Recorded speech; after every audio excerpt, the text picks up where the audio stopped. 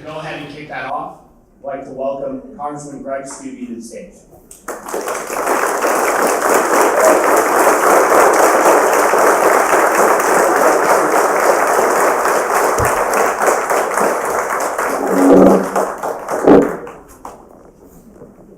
I like that. That was fun. You speak profanity as well.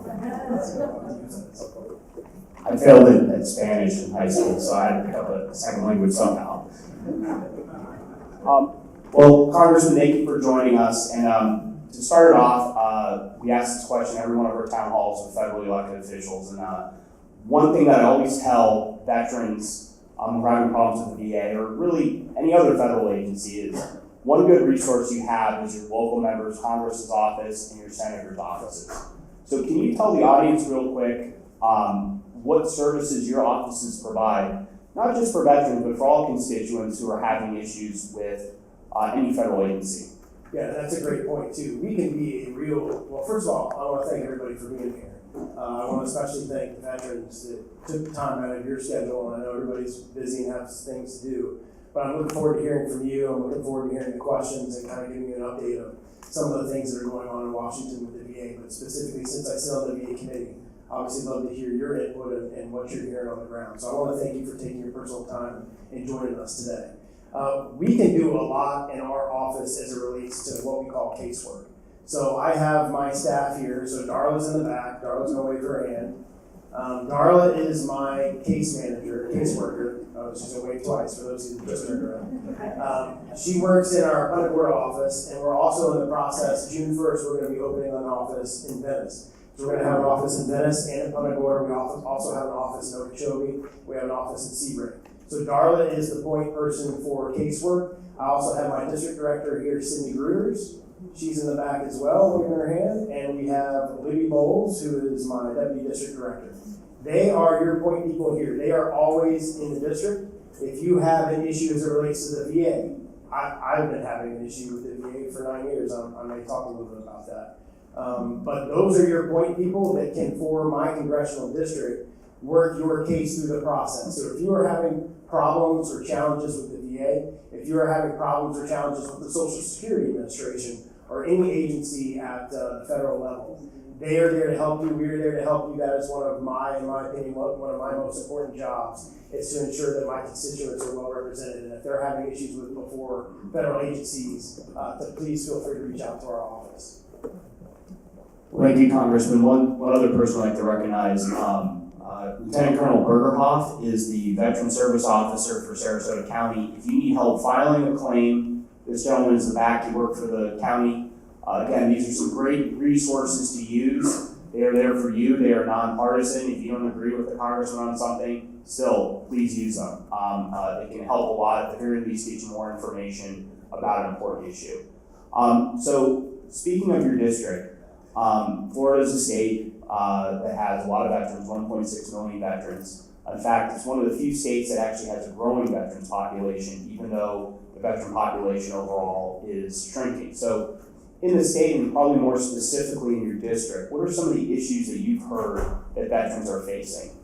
Well, I mean, obviously the biggest issue, and I know we're going to get into talking about the Mission Act, one of the biggest challenges is dealing with the VA. And in my district, I represent 9 counties. So Sarasota is one of the 9 counties I represent. Because of the geography of my district, you have a lot of scenarios where you have individuals who live in Harvey, DeSoto County, Okeechobee County, Highlands County, where there's not a VA hospital in a close proximity or even a clinic in a close proximity.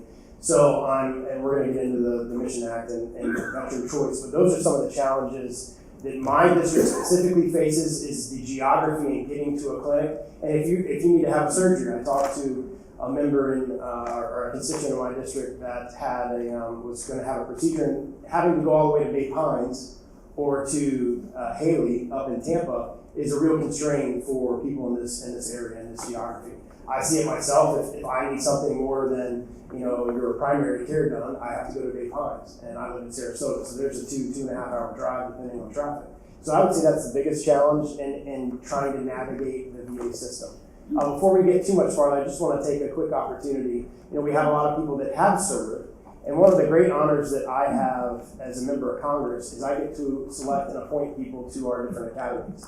And I wasn't involved in this selection process because my predecessor selected these individuals. But we have a group of people with us today that, and I'm going to ask them as I call their name to come up here and be recognized. We have the next generation of service members, some of them with us here today. So as I call your name, if you just come up. We have Victoria Lynn Janella, who has been appointed to the U.S. Naval Academy.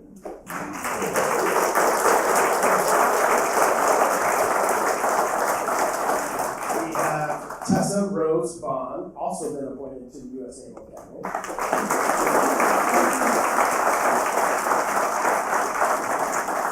We have Nathaniel Bean, who's been appointed to the U.S. Air Force Academy.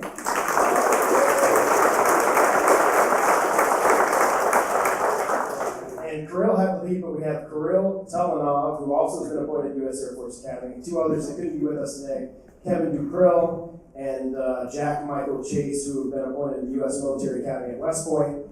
Here's your next generation of leaders in the military. I just want you all to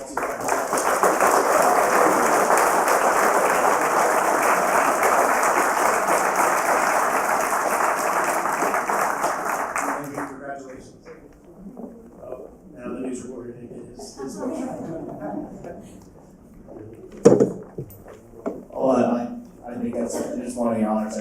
I helped with service academy selections in a previous job, and at various years, getting into a service academy is actually harder than getting into Yale or Harvard, of lower selection rate. So it's a real honor.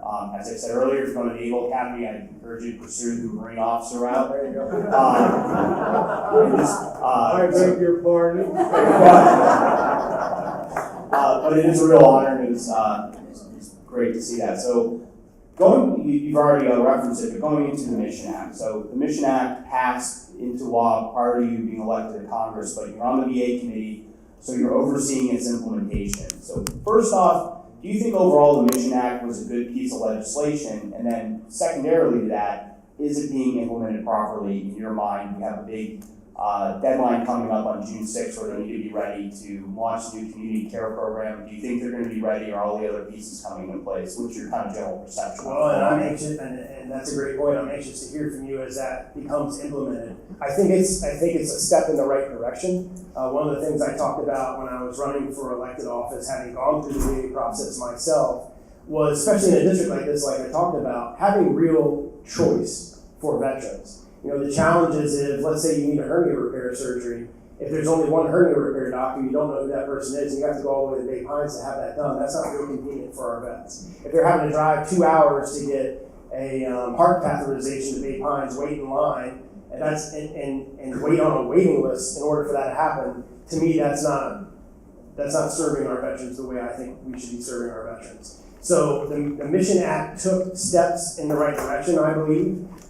So as that's implemented on June 6th, I hope to hear from some of you as if the VA is implementing that correctly. There's a lot of IT stuff on the back end that they're going to have to do, but it helps the clinics and helps you get comprehensive health care. So if there's something that the VA can't do, you now will have the ability to go and have that done at a local clinic or a local doctor. There's just some steps that you have to follow, and that's the things that I have that are concerning to me. Is there going to be so much bureaucracy and you having a choice of getting the health care that you need from somebody more local that I think is going to be the challenge as that is implemented. So as that's implemented, please keep in touch with our office, because if you're having challenges, it's one of the things that I do. I haven't filed a truly reform bill yet because I've been cautioned from our leadership in Washington saying, look, just give the Mission Act a chance to be implemented and for the VA to have a chance to implement it. Because one of the things that I think we need to move towards is giving veterans real choice. If I, as a young professional, can't sit in line or wait for 4.5 hours to get a primary care appointment, or wait 30 or 60 days, and I'll give you an example, not my example. So I recently did an interview with a local news station. I won't tell you which one, because you may think of, you may know who this person is. But he's a veteran, he's VA, he gets VA services, he gets VA through his health care through the VA. And he told me he had a sinus infection. And he called his local clinic, which you do, to try to see his primary care doc to just get antibiotics for his sinus infection. And the person on the other end of the phone said, "Oh, okay, yeah, we can do that. Our next appointment with your doctor is 30 days. Well, in 30 days, that sinus infection could turn into something much worse. And all he needs is antibiotics. So what is he's a little bit younger than me. So what does that veteran do? You know, he's probably not going to wait those 30 days to get that relief that he needs in the form of a simple antibiotic that you can pick up at Publix. He's probably going to go to a walk-in clinic or an emergency clinic and get health care that's not paid for or provided for by the VA, just to get the health care that he needs and deserves in the local area that he needs and deserves. And that's what I don't think should be happening. I think if you have something acute like that or something that you need, I don't think you should have to wait 30 or 60 days to have it. And that's one of the things that the Mission Act is striving to accomplish. But I quite frankly, I don't know if it's going to, the bureaucracy that is the VA, I think it's going to take so long to implement. I'm worried that veterans are going to get left behind. And so if that's the case, that's something that I don't want to see happen. And I think that veterans should have real choice. If you need a hernia repair surgery in the local clinic, the clinic I go to, I'm in Sarasota, but the local clinic that I go to is in the Bradenton Clinic. Well, if I needed a hernia repair, I have to get a referral from the Bradenton Clinic, that your primary care doctor, to Bay Pines, and then you got to wait on a waiting list 60, 90 days in Bay Pines to then get an appointment with whoever's going to do your hernia repair. You don't know who that person is. You've never met this doctor before in your life. You go in for that consult, and then he decides, yep, you're right, you got a hernia, you need a hernia repair. So then you go for another 60 or 90 days on another waiting list to then get that operation done. And as I had another individual tell me who was in Venice, who was waiting for a heart catheterization, drove all the way to Bay Pines, was in the gurney, had the IV in his arm. The nurse came to him and said, I'm sorry, sir, but your surgeon didn't show up today. We're not going to be able to do your heart catheterization. He's busy tomorrow and the next day, so we're going to have to put you back on the waiting list. It's going to be another 30 or 60 days to get your procedure done. Those are the type of things that should not be happening to our veterans who have served our country. And I think we would save billions upon billions of dollars if we gave veterans true choice. Give them a card, call it TRICARE Plus, call it Medicare for Vets, I don't care what you call it, where in situations like that, they can go to local providers, get the health care they deserve, and it's paid for kind of like an insurance system. That's ultimately where we want to go as an organization, and we think the Mission Act is a good step forward, but that you still have some bureaucratic impediments to that choice. And hopefully over the next couple of years, the Mission Act will lay the groundwork to getting to that true choice. But I just want to reference something that you are a VA patient, so you know these issues firsthand. They aren't something that's you're just hearing about. You've experienced them, and it is hard to hear that. We did a town hall with one of your colleagues, Congressman Crenshaw, last month, and he also too is a VA patient. So it's good that not only are more veterans being elected to Congress, but people who understand these issues firsthand, I think, helps drive good positive reform. So I appreciate that. I use the VA for primary care.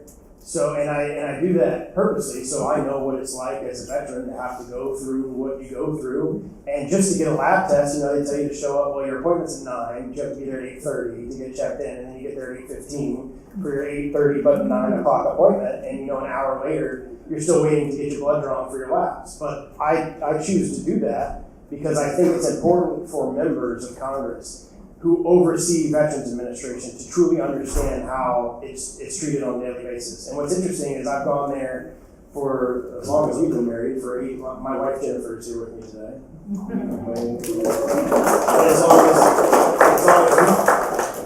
We've been together 8 years. I was just correct that we've been married 7 years. But as long as we've been together, I've used the VA for healthcare, and it's given me a great perspective on what is good and what is bad about the implementation of our VA healthcare to our veterans. I appreciate that perspective. So, talked a lot about VA healthcare so far. Outside of the healthcare side of things, are there any other reforms to the VA that you think need to happen? Well, I have a bill, and the VA will tell you that they have a directive on this. So I just recently I filed a bill. We've had a hearing on it. In Florida, we're kind of in a unique perspective because unlike some other states where we have passed and approved as a state medicinal marijuana, well, there are a lot of veterans who have recommendations and legally are able to use medicinal marijuana that are either one, misinformed and don't think that they can still utilize the VA services, or two, have been directly told by people at the VA that if you tested positive for marijuana and you're on medicinal marijuana, you're not going to be able to use VA services. So there is a directive that states that if you have medicinal marijuana through your state and you're approved and licensed through the state to be able to utilize that, the directive is that you can't be denied VA services. But I've heard from veterans in my own district that they've been told otherwise. There's a lot of misinformation and miscommunication about that. So I have a bill to make it law that if you live in a state that has lawfully opened up medicinal marijuana and you have a recommendation or a prescription or a license to use medicinal marijuana, you cannot lose your VA benefits if you choose to exercise those VA benefits while you have a recommendation or prescription for medicinal marijuana. So those are some of the things that, the federal government usually lags behind the states on things like that.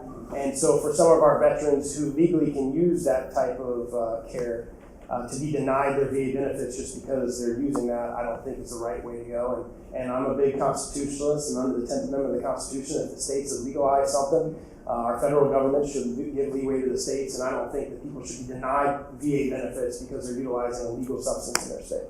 So that's one of the things that I've been working on. I think it's a unique issue, definitely something you need to address so you don't have veterans slipping through the cracks or confusion over that. So I appreciate you addressing that. Too often, seeing Congress, people only want to tackle the big things, big issues, but fortunately, there's a lot of these, holes in legislation, holes in policy that need to be filled that, if they're not, they affect real veterans and real Americans overall. So I appreciate you addressing that.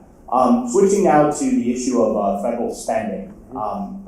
Several military leaders, particularly Admiral Mike Mullen, who used to be the chairman of Joint Chiefs of Staff, said that our greatest long-term national security threat is our national debt. And General Mattis and others have said similar things like that as well. Do you agree that our national debt is our greatest long-term national security threat? It is definitely one of the top, in my opinion. We just passed, I'm sure you read about this in the paper, heard about the news, we just passed $22 trillion in the deficit. And let's just look at the VA budget, just in the last 12 to 13 years. In 2006, the VA budget was $100 billion, $100 billion with a B, $100 billion.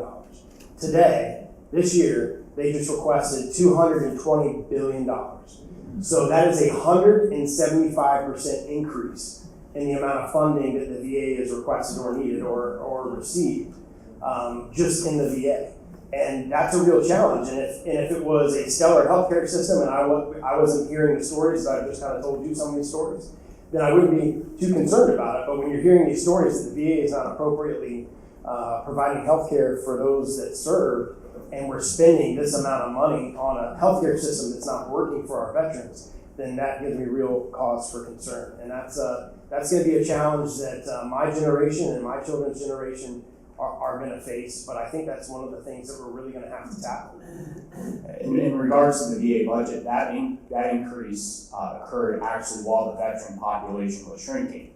Now, utilization of VA services was increasing because of the wars and because of health issues with the Vietnam generation, but the budget growth far outpaced any increase in demand. They also added 100,000 employees during that time frame. The VA is actually bigger than the active duty Navy. It is the second largest federal agency in terms of personnel, I believe 6th or 7th in terms of overall budget, both discretionary and mandatory. And yet, despite that massive budget increase, there are some in Washington, including I think your committee chairman on the House VA committee, who says that it's a cut. Well, I don't know about you all, but a $20 billion increase doesn't sound like a cut to me. But that's unfortunately the conversation you all often hear in Washington. I'm glad to hear that you're looking at that. So one final question from me is actually about some work that you've done on another one of the committees you served on. You also served on Judiciary and the House Oversight Committee, also two very important committees. And you recently did a hearing on veteran and active duty suicide. Can you tell us a little bit about that hearing and some of the issues that you explored during that? Yeah, I mean, to hear, and you all probably heard the statistic, there's 21 veterans or active duty members a day that are committing suicide.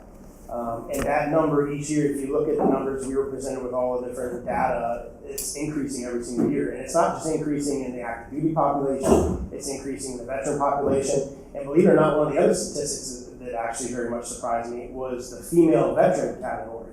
It's also increasing it. So we have a real challenge, in my opinion, of identifying individuals to prevent them from committing suicide. And so the hearing that we had kind of discussed what the VA is doing, but mind you, I don't know if you've read or seen in the news some of these statistics. Just last year, it was last 18 months. In the last 18 months, 34 service members have committed suicide in a Veteran Affairs hospital or clinic, in the actual place that's supposed to be taken care of. And if you read some of the quotes from individuals that were on the verge of committing suicide and didn't, and they called the VA, and then the VA says, oh, you need to dial 911 or you need to go to the hospital, and one of the guy's quotes was, I don't need to go to the hospital, I just need somebody to talk to. And so those are some of the things that we as in our oversight capacity are trying to look at. I mean, and if anybody here has a solution to that problem, or if there are ways that we can identify, obviously service members are a higher risk category because of some of the things that we have all gone through or seen in combat or seen overseas or in our different theaters of operation and the stress that we have to deal with. But if there are things that we can do, and if you have ideas to help make that number instead of going up, down, I'm all ears to that. One of the things that the Veterans Administration is trying to do is to now do screenings, suicide screenings on just about every patient that comes into the hospital. So they're trying to be very proactive about their approach on, okay, this guy was here, let's say he was in Afghanistan and he was hit by an IED and he lost a limb. Let's make sure that we assess him on the front end for any possible psychological challenges that he may face due to his loss of limbs, and maybe identify that before it happens. But this, in my opinion, and the VA will say this is their number one crisis and their number one focus as an agency. Problem is like we talked about, you have a bureaucracy that is $200 billion big and has so many employees that I don't know, a lot of them know what's going on at the top that flows down to the bottom.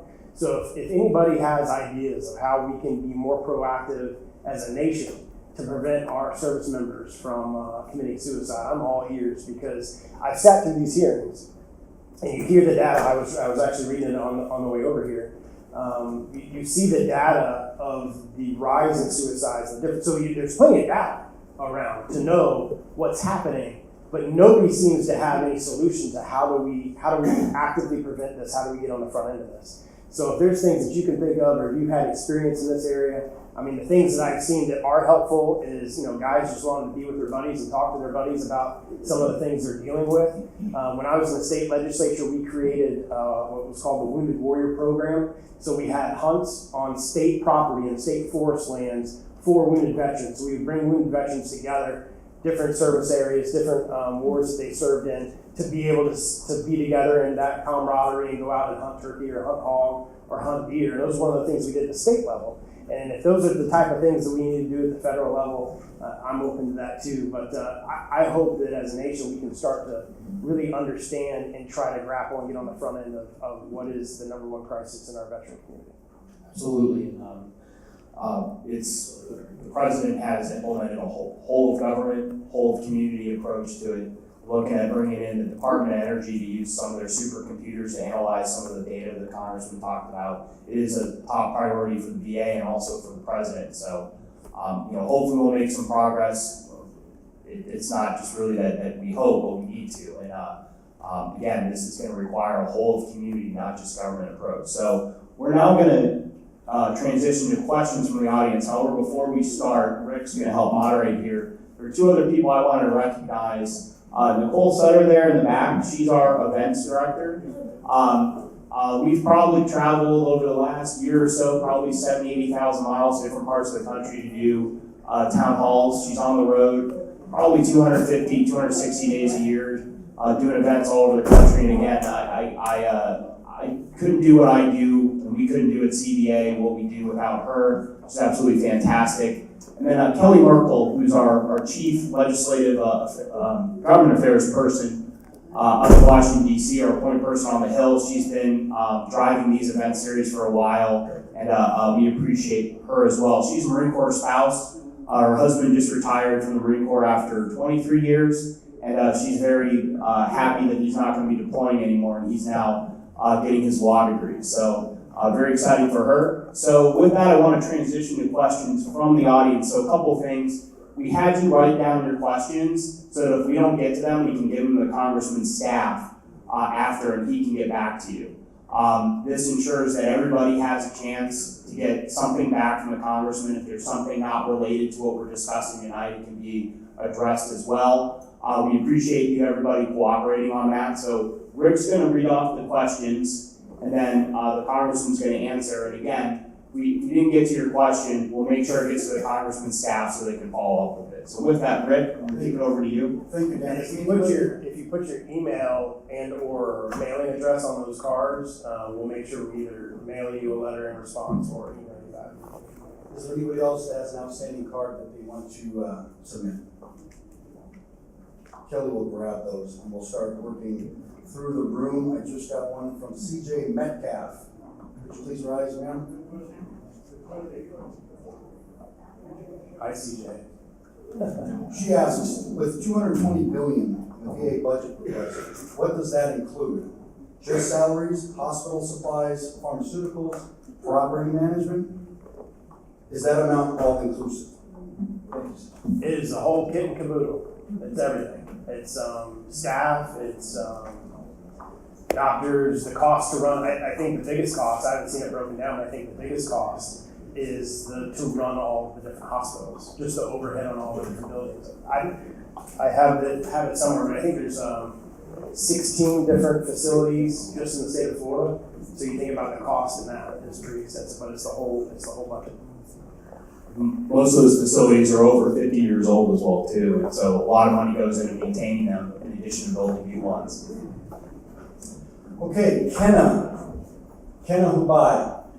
She asks, although HR 2192 did not pass, what does the landscape look like moving forward to allow, you guys kind of covered that already, allow veterans to use medicinal marijuana and not lose the benefits? Was your question already answered, ma'am? Yes. Okay. Thanks, Bill. So yeah, I preemptively struck that. All right, Carlos has a question. Carlos asks. And well, let me just follow up on that too, just real quick. So that bill, just to give you an update where that bill is. So I filed it with another, and let me back up a little bit, even quicker. So there's about 100 new members of Congress who got elected this cycle. There are, I'm trying to think exactly how many veterans there are, but all of us that were post 9/11 veterans, we created a new caucus. It's called the Four Country Caucus. And Republican and Democrat, if you served post 9/11 in Iraq or Afghanistan, you can join this caucus. And it's 100% bipartisan, 100% focused on just veteran-related or military-related issues. And it's actually, in my opinion, the way Washington should work. It's not how Washington does work, but in this area, this is how it should work, in my opinion. We all sit around the table and we talk about our bills or our ideas that relates to veterans and military. And one of my my co-sponsors to that bill, his name's Gus Cisneros out of California. He's a Democrat. But as a caucus, we have taken that bill together, and so we've all co-sponsored it. And it's had one hearing in the subcommittee for Veterans Affairs. So I'm hopeful that if we get enough co-sponsors, we can do it on what's called the suspension calendar. So that's still an option that we can just pass without having to go through the committees. Or if the Veterans Affairs chairman wants to hear it, they can do that as well. But I feel very passionate about the fact that I think that'll get passed this probably by the end of this year. Okay, this one is from Carlos. No last name. Are you able to fire VA employees for not doing the right thing and serving veterans? Well, there was a bill that was passed, was it last year? It was, for the VA Accountability Act that allows you to be able to fire employees who are not, how can I say it, appropriately doing their job. So yeah, there has been some great improvements and strides in that. I could spend hours telling stories about VA employees that in some cases, and again, we wouldn't know a lot about the problems at the VA were not for some brave employees standing up. So most of the people that go and work at the VA every day are good, honest Americans, and we should thank them for doing that. There have unfortunately been way too many bad apples, and some of the stories you hear about fraud, abuse, is just unbelievable. The one story I always tell, and this is from the Washington Post, is about 4 or 5 years ago, a drug treatment counselor at the VA in Central Alabama just decided he was going to take one of his patients to a crack house. And he left that individual at the crack house overnight and then went back to his job. The VA found out about it, so did the local police. They found out he was engaging in some other crimes. The police arrested him, tried, convicted him, he went to jail. But it took a year to fire that individual after he had already been found to have engaged in misconduct. So that is what the VA Accountability Act was meant to solve. It went from taking 700 days to fire and remove somebody from the payroll to about 21 days to get them off the payroll and another 50 days to terminate them completely. And it's being challenged in court, but when you have a system like that, it removes any sort of accountability and incentive to do the right thing and disincentive to do bad things. And so that was a critical reform, and to fix the VA, we need to make sure that law stays in place and it's not repealed. Joe Comal. Veterans are committing suicide at the rate of 22 per day. Why was less than 1% of funds allocated for prevention actually utilized? That's a great question. We are reappropriating dollars. I can't remember the dollar amount, but the president, like was stated, the president is very focused on this issue and has allocated resources specifically just to suicide prevention. And I don't remember the number off the top of my head. I can either email it to you or mail you, but I think it was 36 million just focused on suicide prevention. So that focus is now there. And with, like I was kind of talking about, the amount of veterans that have just gotten elected to Congress, I can guarantee you that that's going to be a focus of Congress until that's resolved. Thank you for your question. Bernie Schaefer, sorry, sir. When will community care work as it's supposed to? It presently takes 60 to 90 days for scheduling. Yeah, and that's the whole, I want to hear from you guys. So if it's not working, let me know. They've got July 6th, right? June 6th. June 6th is when the official implementation date is. So if you're having challenges post that date, I would love to know about it. Make sure that my staff gets in contact with you.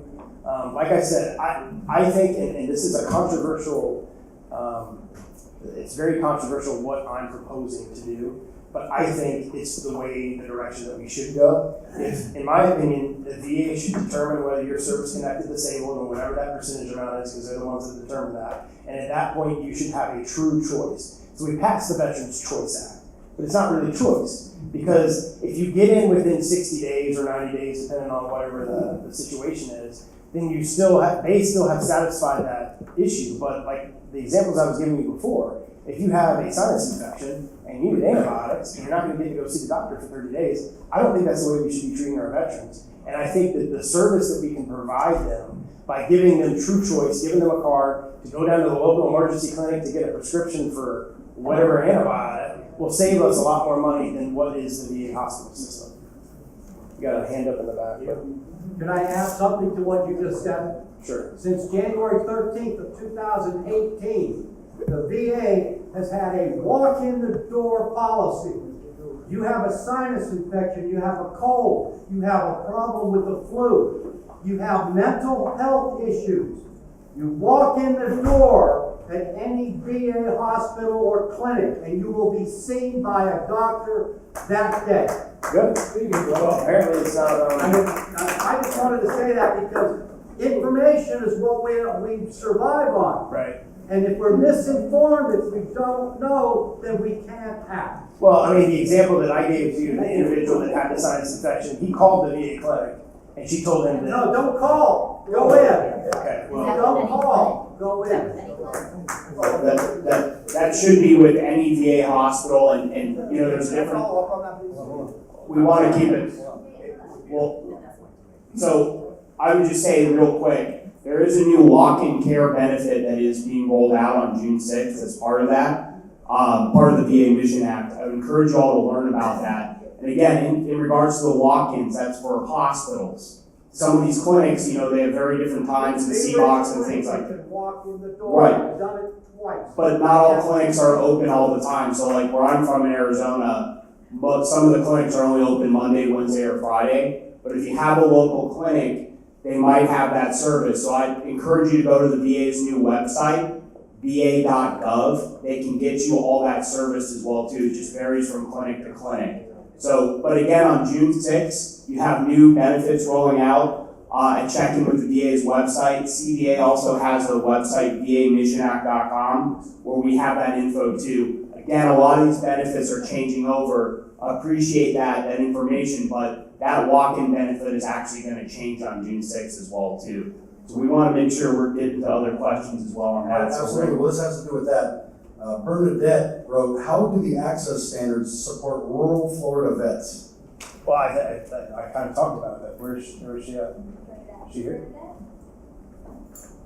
Okay, well, I mean, I kind of talked about that. I mean, that, in my opinion, in a congressional district like mine, that goes from the coast here in Sarasota and Charlotte, all the way to Palm Beach County, all the way up to Bartow in southern Polk County, all the way down to northern Lee County, and has 9 counties, and you're the closest hospital to actually have a procedure done in Bay Pines, and you have to drive 3 or 4 hours to get there. I think that's a real challenge, especially in those emergency type situations that the gentleman was alluding to. If there's not a VA clinic within an hour, hour and a half of where you are, that presents some real challenges. So that's why I think it should be, you get a choice of where you want to go, and the government's going to ensure that you get the care that you need. This one's from Ken. Congressman, what is the status of the VA healthcare records? Why does the VA still lose my records? That's the $1 million question. Who asked that? Are they here? Do they leave too? Okay, well, and this was before I was elected to Congress too, they moved to a fully digital electronic. But if your records were not electronic, then obviously you had challenges. Today, and that was part of, I believe that was in the Mission Act, June 6th, one of the challenges, so these young folks that are going into the service academies, they're going to be covered because whatever your health records you had are going to be kept digitally in the services on active duty will transcend into your veteran care. So it'll be all electronic, but that doesn't help all of us who serve pre-electronic records. But that's something that was part of that was in the Mission Act, which just passed. Yeah, the Mission Act was to address some of these problems. I know some of you have used community care, or this issue where records between community providers and the VA were getting lost or whatnot. This is kind of, frankly, what's in the Mission Act's a patch. The longer term is to move over to the record system the Congressman referenced. The VA, it's called the Cerner program that the DoD is using, so you have this seamless transition. Another kind of story of VA fraud and abuse is that the VA, under the Obama administration, tried to switch over to an electronics record system. They failed, spent $2 billion doing it. And so the VA, in effect, doesn't have one healthcare record system. They have 150 because each of their facilities uses a different version of what's called Vista. And so it's a mess. It's going to take about a decade and probably $10 billion to fix, and we have to get that right. So it's a major issue. If you are a veteran who's losing their records or things like that, again, that's something the Congressman's office can help with. That was one of the biggest pieces of casework that I had when I was a constituent caseworker. So please utilize those services. Mr. John Morris? Is John in here? There we go. Why is it so hard to get the new ID cards for veterans? Can I enlighten you on why I asked that question? Sure, go ahead.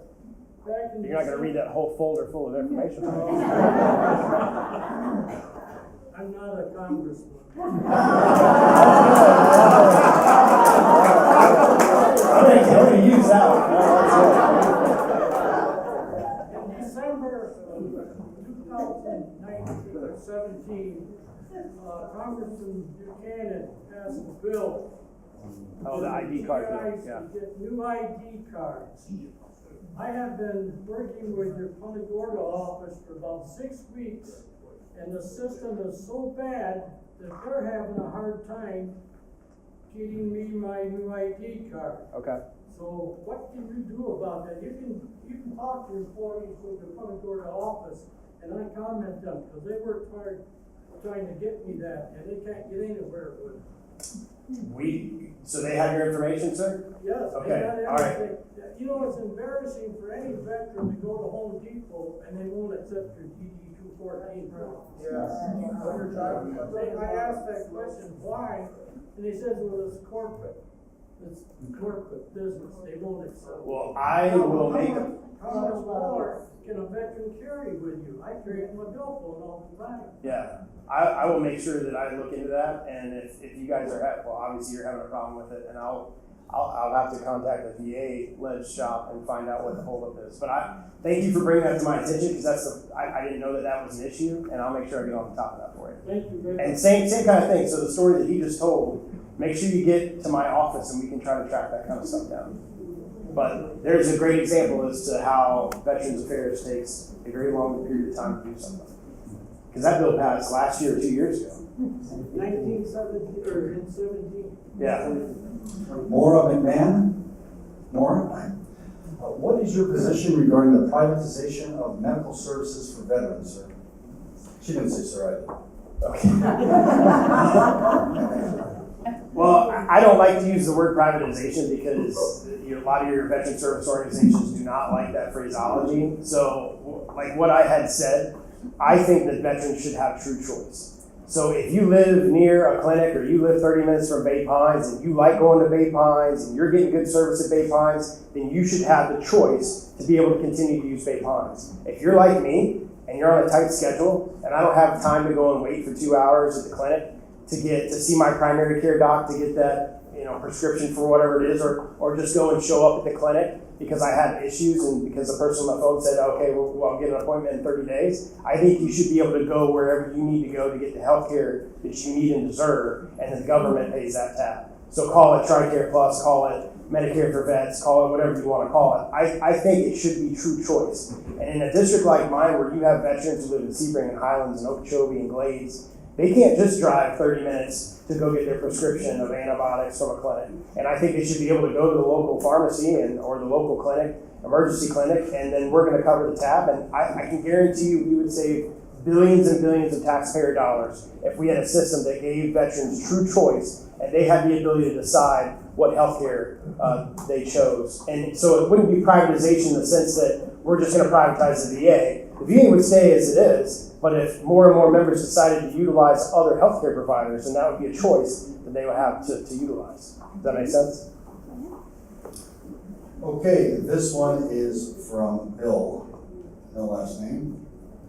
What do you see as the future for VA and our veterans in Florida?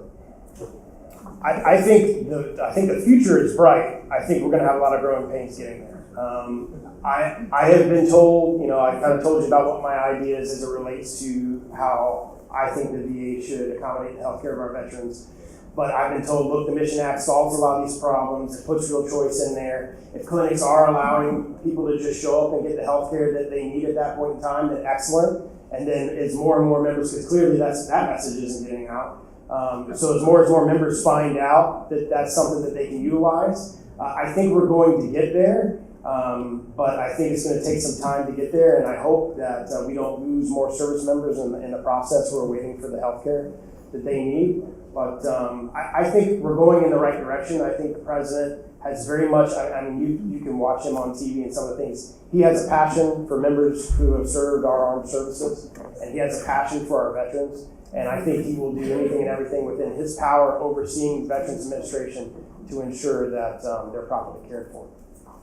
Next to talking about building a wall, this is a nonpartisan, non-campaign event, but I'd just like to point out, the President talked about giving veterans choice, and that's been a clear priority, and they've moved the ball a lot with the Mission Act, but there's still a lot to do. So it's important to keep in mind this is a top priority for the current administration. I think that that's a good thing, but that doesn't mean that everything's going well or perfectly. There's still a lot of work to do on this front.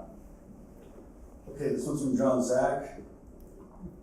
Does the VA still have a bonus system in place that led to the deaths of veterans at the Phoenix VA a few years ago? Bonuses to upper administration officials for bogus lists, seeing vets in 30 days. Not that I'm aware, and I think a lot of that was dealt with in the VA Accountability Act that was passed last year. So if that stuff was going on, I can guarantee I'll be the first one to pony up toe-to-toe with the VA secretary in his office. One of the things that I think John's referring to is that in Phoenix, where I'm from, it's actually my VA hospitals. You had 40 veterans die on secret wait lists, and the secret wait lists were used to hide the true amount of time it took for a veteran to get health care, and they were using that as a secret wait list so they could show lower wait times and get bigger performance bonuses at the end of the year.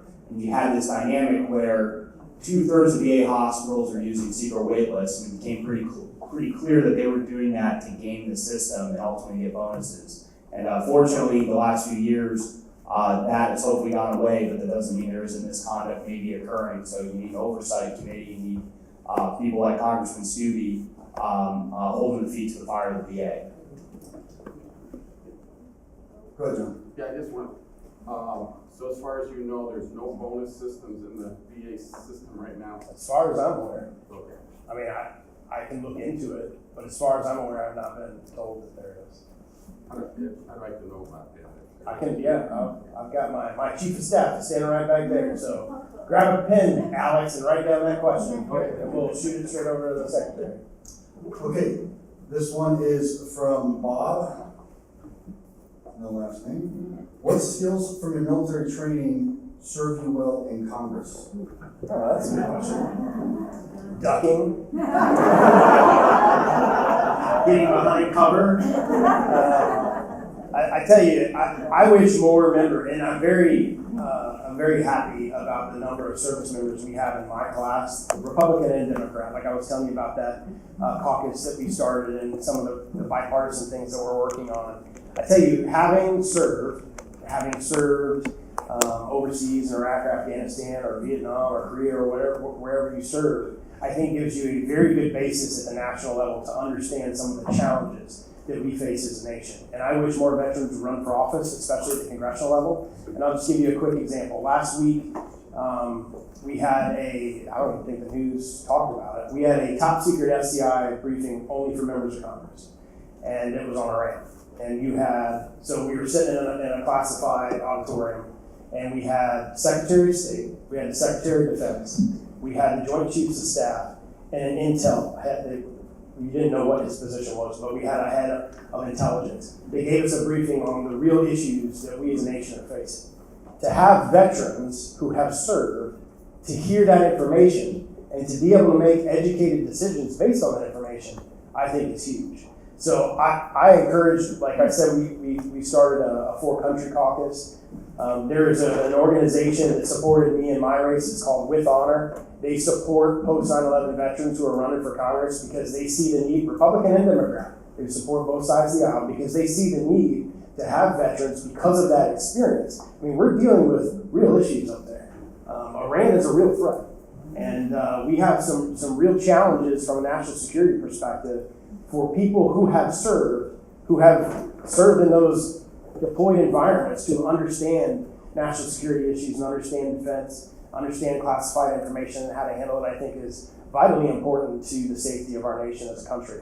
And so I'm very involved. If I hear that there's a veteran that's running for office that has served, I think it's something that more and more veterans need to have a calling to serve at this level. And like I said, and if you look at the Republicans in my class, we have an incredible group of younger congressmen and women who got elected from across the country. You mentioned Dan Crenshaw. He's a Navy SEAL that lost one of his eyes in combat. He serves with me. There's a guy named Van Taylor also out of Texas. He served as a Marine in the first push and from Kuwait to Iraq in the first war. You have a lot of guys and gals. There's, I think, more women veterans elected to this class in Congress than ever before.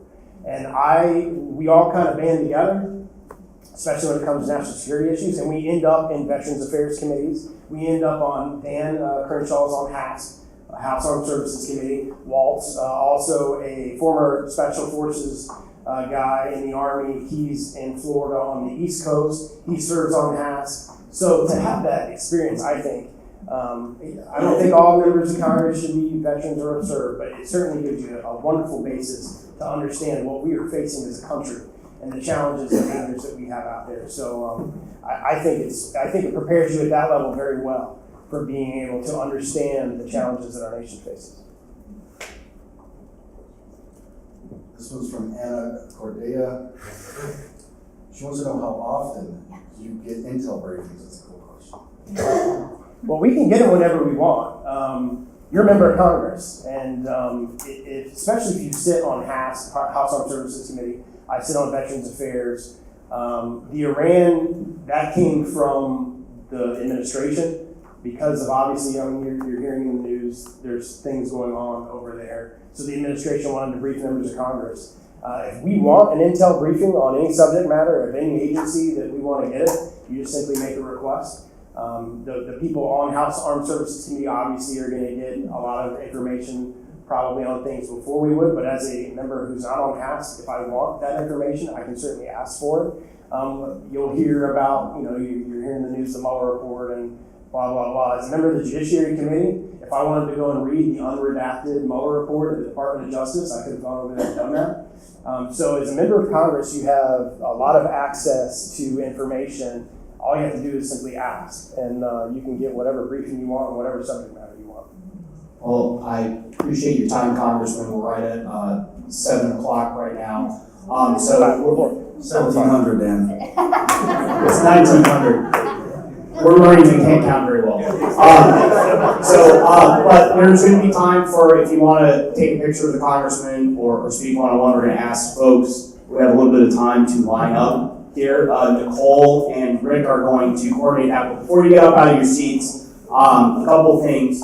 First of all, we at Concerned Veterans for America, again, to be successful, we need people like you to get involved with us. So if you like what you've heard tonight, if you're interested in influencing what Congress does, please get involved. Talk to Rick, talk to Starla.